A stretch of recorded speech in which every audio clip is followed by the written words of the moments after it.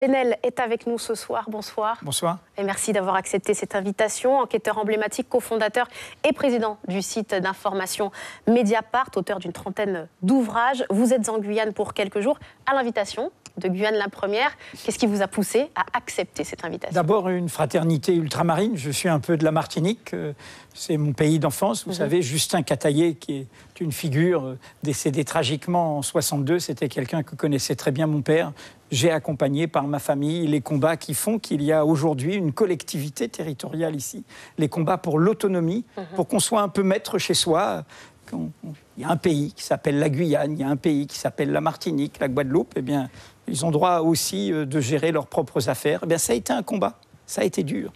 Un attachement fort, en tout cas, aux Outre-mer, y compris à la Guyane. Vous profiterez, on imagine, peut-être de ce passage pour enquêter. Est-ce que vous avez quelques dossiers sous le coude, finalement? Nous suivons un dossier que vous connaissez parfaitement et nous avons mené plusieurs enquêtes. C'est évidemment la montagne d'or et tous les problèmes qu'elle pose. Je sais que le pays ici est très divisé, mais je crois que on ne peut plus être une espèce humaine dominatrice par rapport à la nature. Et la force d'un territoire comme celui-ci, avec son histoire amérindienne, c'est de nous rappeler comment la nature, elle a sa propre vie, elle a sa propre loi.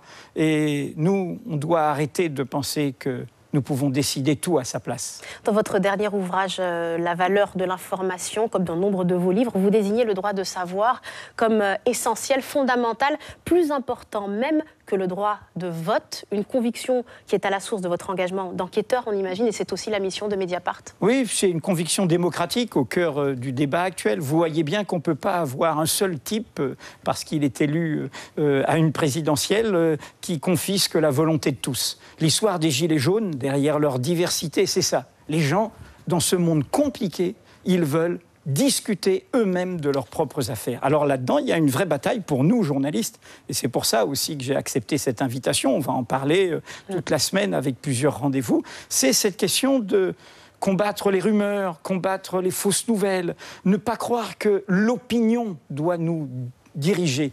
Il faut un rapport au réel, c'est ce que j'appelle les vérités de fait. Donc le droit de savoir, c'est essentiel. Si je n'ai pas le droit de savoir, je vote comme un aveugle, je peux voter pour mon pire ennemi, pour mon pire malheur. Justement, vous ne cachez pas votre fierté. 11 ans après la création de Mediapart, 140 000 abonnés l'an dernier, plus d'1 million de visiteurs. Vous avez prouvé finalement que le succès peut être au rendez-vous des valeurs.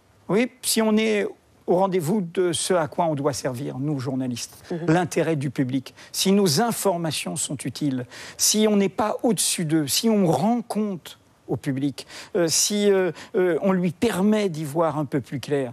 Il faut sortir de ce journalisme un peu de blablabla, de commentaires. Vous savez, c'est scandaleux, les violences contre les journalistes actuellement dans le cadre du mouvement. Mais en même temps, derrière cette colère, il y a cette idée, quoi, vous savez mieux que nous ce qui est bon pour nous, et vous le dites à notre place, comme les politiques, certains politiques le disent à notre place. Il y a une demande de démocratie dans notre monde. Et si on ne la satisfait pas, c'est à ce moment-là qu'on a des monstruosités. Et que la société entière est en danger, finalement. Et oui, que M. Trump, M. Bolsonaro, nous sommes sur ce continent américain, au nord, au sud, on voit bien qu'il y a le danger de pouvoirs autoritaires qui vont piétiner ces libertés. C'est un combat qui nous requiert tous. Merci beaucoup, Edoui Plenel. On rappelle qu'il en sera question, évidemment, dans le débat qui se tiendra sur notre antenne, sur ce plateau, mercredi soir. Question également de cette actualité riche, le grand débat national, le mouvement des Gilets jaunes, que vous soutenez, vous l'expliquerez, et puis la lettre du président de la République aux Français, entre autres, de rendez-vous mercredi, jeudi dans l'Atrium. Merci